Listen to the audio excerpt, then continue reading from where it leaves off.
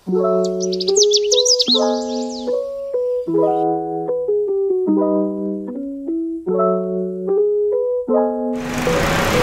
Sobat Budaya, kali ini saya akan bawa kalian ke sebuah tempat yang keren banget. Namanya Lamban Gunung, sesuai dengan namanya. Posisinya ada di atas perbukitan. Itulah kenapa namanya menjadi Lamban Gunung. Lamban artinya rumah, gunung lokasi di mana tempat ini berada. Kita masuk ke dalam, kita lihat, dan yang paling penting kita akan ngobrol dengan pemilik tempat ini.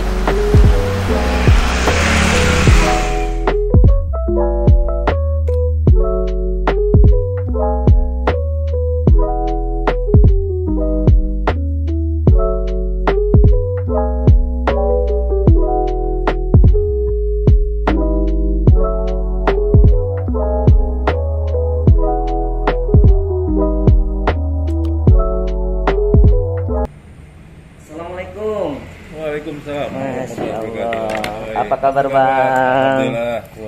Nah, seneng Apa kabar, banget. Bang Indra. Baik Bang Wendy. Aku aja ya. Betul.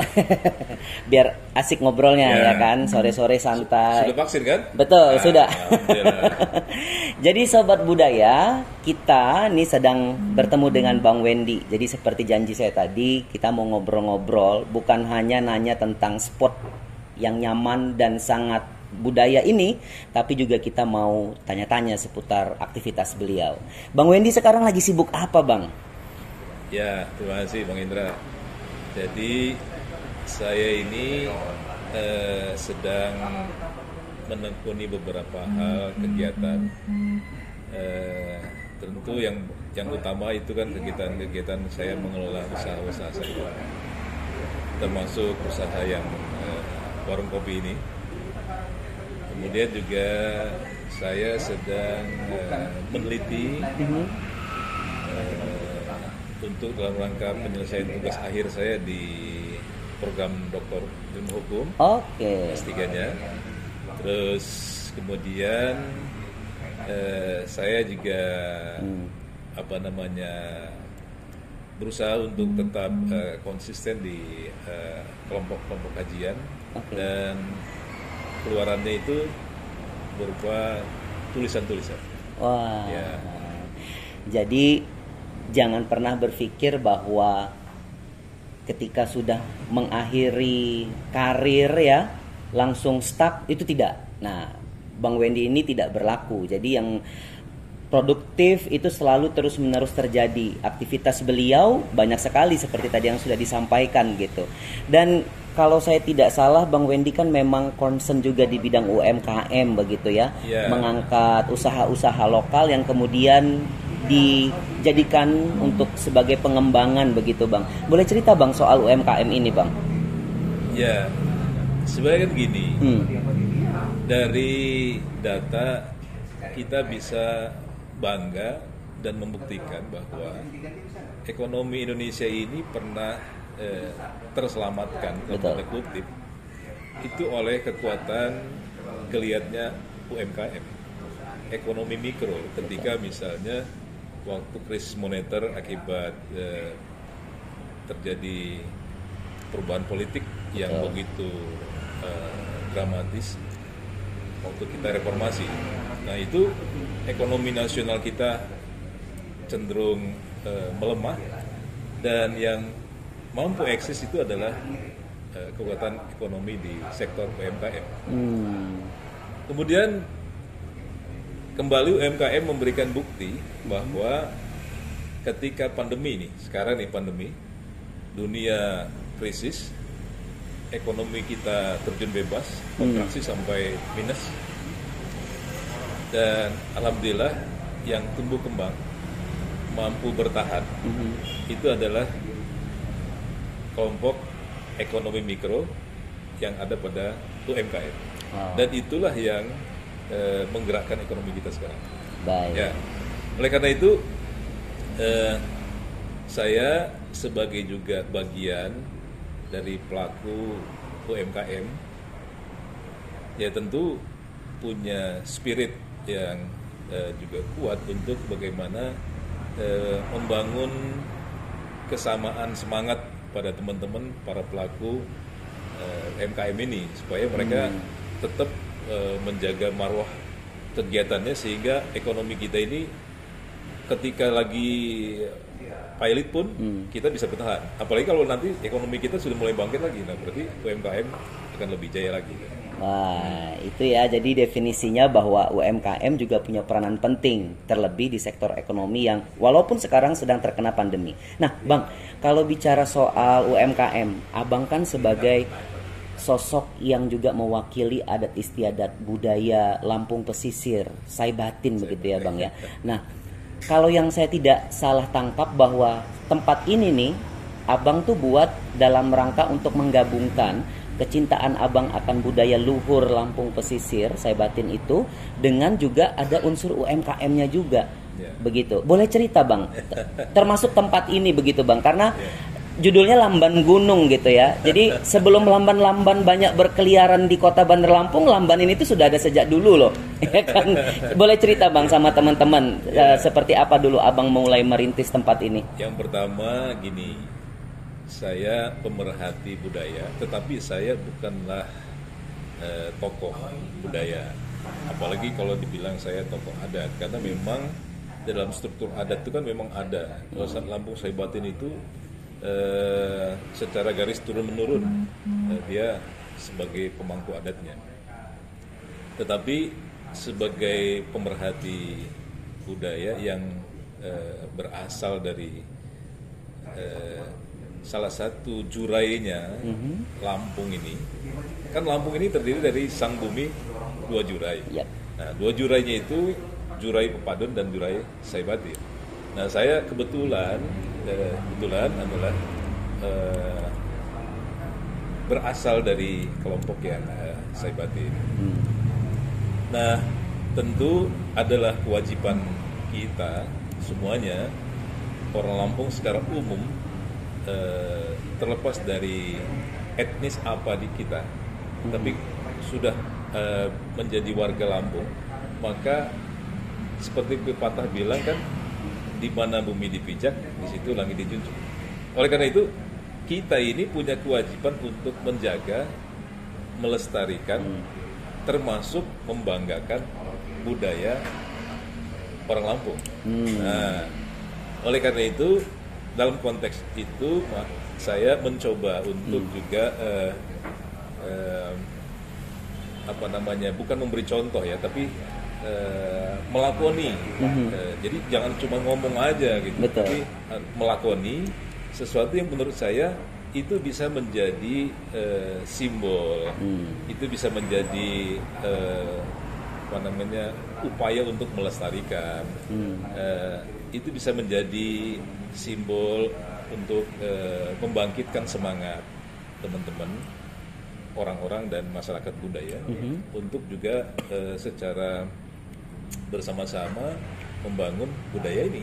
Nah, oleh karena itu, karena saya punya alhamdulillah rezeki punya tanah posisinya di perbukitan, kemudian ya memang karena waktu itu masih leluasa, saya bangun agak besar lah begitu. Nah, jadi secara filosofi, karena memang rumah yang saya bangun ini saya harapkan bisa menampung banyak aktivitas dan banyak orang, makanya saya buat yang besar gitu. Terus kemudian juga memang secara fisik tempat itu ada di puncak gunung, maka saya identifikasi bangunan ini dengan nama Lamban Gunung. Lamban Gunung secara harfiah artinya memang di gunung. Secara filosofis, gunung itu kan punya banyak manfaat besar, banyak tumbuhan dan sebagainya. Jadi bisa dimanfaatkan oleh orang banyak lah, kira-kira begitu. Oke. Jadi secara tempat bisa dimanfaatkan oleh banyak pihak, termasuk ada komunitas, organisasi, semua berkumpul di sini. Bahkan sering ada gathering, perkumpulan, baik itu komunitas sepeda pagi hari, komunitas motor besar, semuanya boleh lo datang ke sini. Nah, ini di depan kita ini ada kopi nih. Jadi Lamban Gunung ini punya kopi yang enak banget. Bang, boleh sambil cerita, ini kopi apa, Bang? V60, ini kopinya asli Lampung ya, Bang, ini? Iya, ini kopi enak sekali nih. Abang tadi bilang kalau misalnya ngopi ini tuh begitu setelah minum ini minum air putihnya langsung manis. Iya, rasa manis. Rasa manis. Apalagi kalau sambil lihat saya deh. Iya. Kalau itu nggak diragukan, Bang. Jadi gini, kopi ini kopi asli Lampung, Robusta. Kita juga menyiapkan yang Arabica, yang kita ambil, kita manfaatkan dari petani-petani kita yang memang kita ajak gitu, dalam tanda kutip ajak untuk sama-sama membuat sebuah atau menghasilkan sebuah produk kopi yang unggulan. Oke. Kita ajari mereka tanamnya, kita bantu mereka dengan pupuknya, tentu dengan komitmen dan sebagainya. Termasuk produknya kita serap. Kemudian produknya kita serap itu kita bermain di hilirnya nih, dengan industri makanan minuman, termasuk kopi. Tujuannya adalah di samping untuk memberdayakan petani kopi dengan kualitas terjaga, tentu harganya juga terjaga. Dengan harga yang terjaga, kita bisa menjaga pendapatan para petani. Caranya itu tadi, kita bangun jaringan dari hulu, mereka yang menanam, di hilirnya kita industri minuman, makanan gitu, kita sajikan dengan baik, dengan harga yang terjangkau tetapi kualitasnya bagus. Kalau ini konsisten kita jaga, mudah-mudahan akan terjadi keseimbangan antara produksinya kopi dengan daya serapnya kopi. Nah, karena ini seimbang, maka tentu harga akan juga terjaga. Kalau harga terjaga, pendapatan dan kesejahteraan petani juga insya Allah akan terjaga. Iya. Nah, yang seru juga nih, di samping kita ngopi, di sini juga ada kue nih. Nah, kalau dalam sebutan masa kininya bread tart, karena itu mengadopsi bread adalah roti. Nah, tapi kata-kata tat itu sebenarnya asal muasalnya dari Lampung pesisir ya, Bang ya. Iya, dulu sebutannya buah tat. Nah, jadi gimana nih, Bang, kalau Abang melihat keberadaan bread tart atau buah tat yang kita familiar di Lampung pesisir gitu. Hadirnya buah tat atau bread tart ini adalah bagian dari upaya pelestarian budaya juga ya, Bang ya.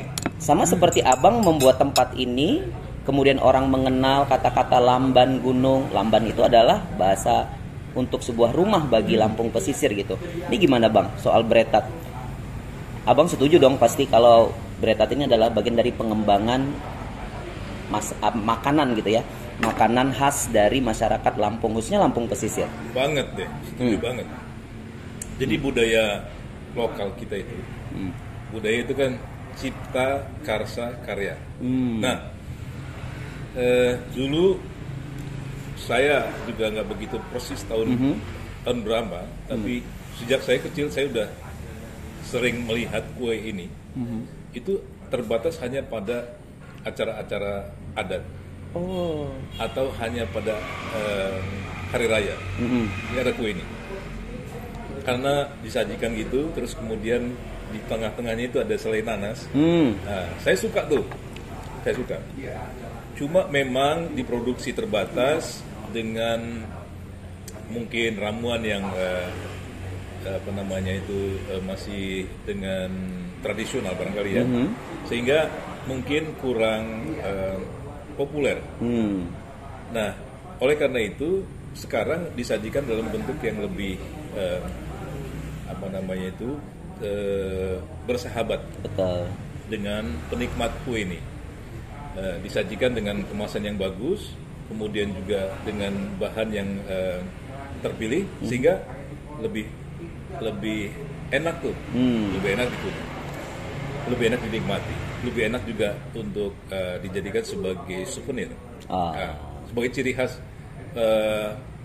makanan kue dari Lampung, tradisional kan, tapi tradisional yang dimodernkan.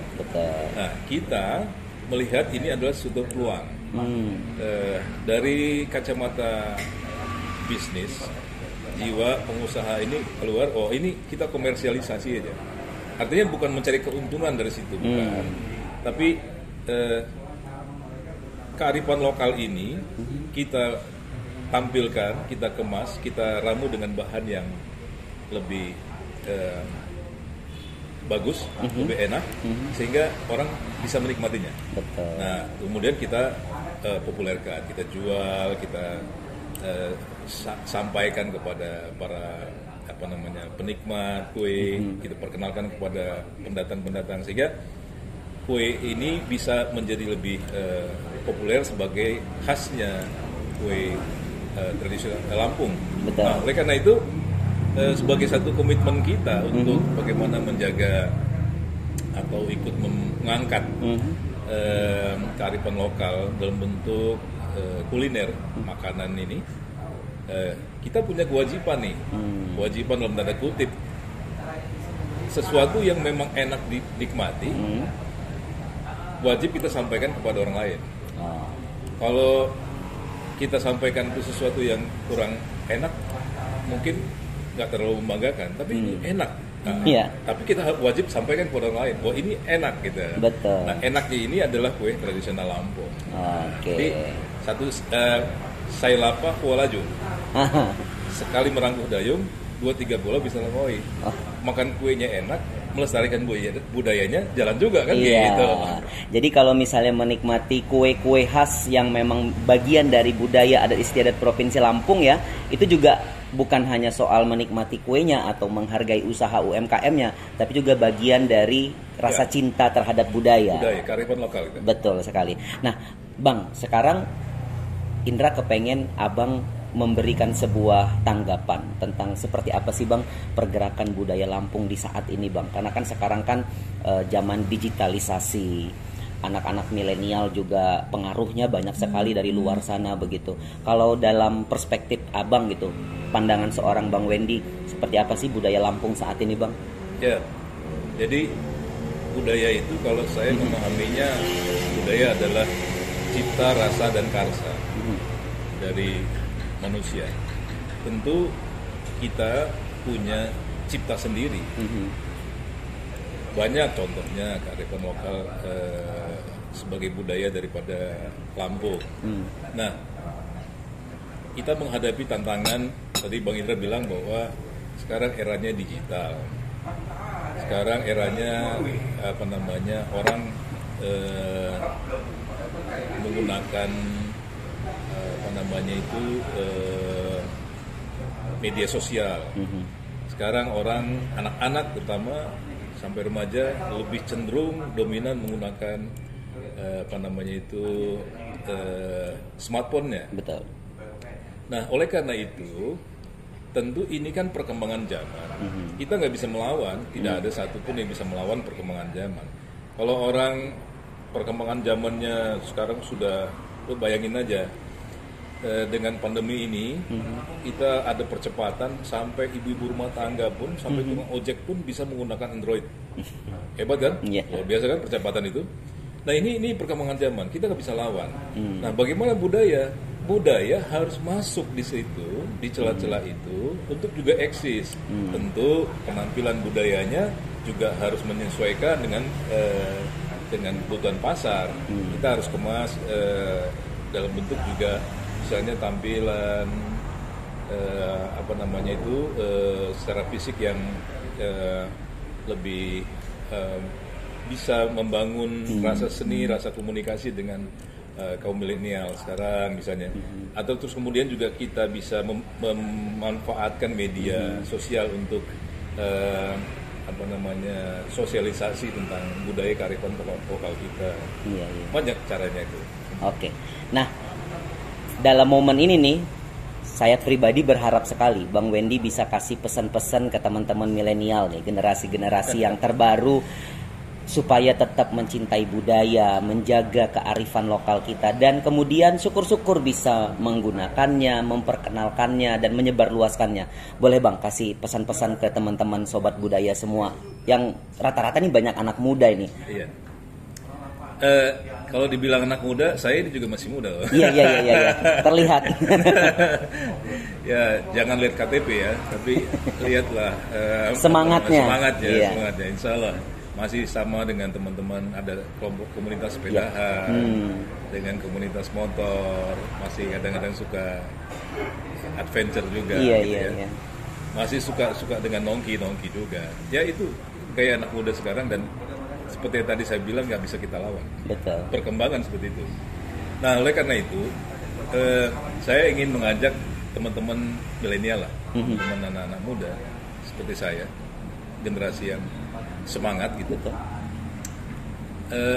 Begini, kita jangan menggunakan istilah menunggu masa depan, tapi kita harus sebagai orang muda itu menggapai masa depan. Dalam konteks pendidikan, dalam konteks teknologi, dalam konteks kemajuan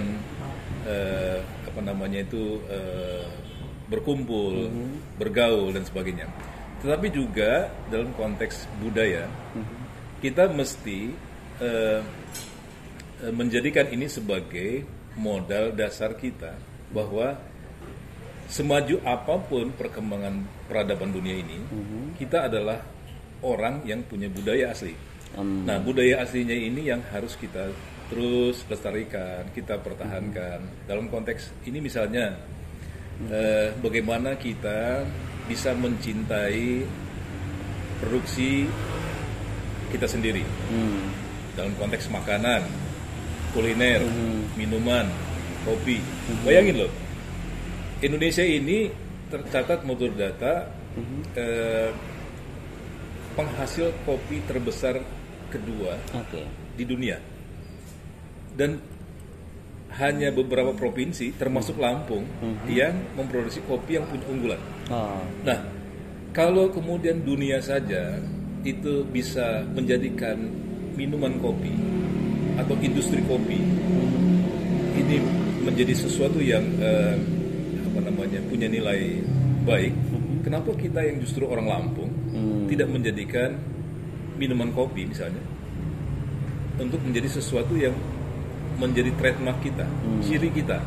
Karena di dalamnya tadi saya katakan, kita menyelamatkan petani kita dengan mempertahankan harga, tapi di sisi lain kita juga mengangkat budaya kearifan lokal kita. Juga kue misalnya, kue Pritan. Ini nggak kalah loh enaknya kue ini dengan kue-kue lain yang ada di daerah lain. Betul. Bahkan secara internasional saya kira. Saya pernah berkunjung ke beberapa negara lah. Kualitas kue kita ini juga tidak kalah gitu. Nah, kalau secara taste, rasa, tampilan, kenapa kok kita nggak ikut mengangkat?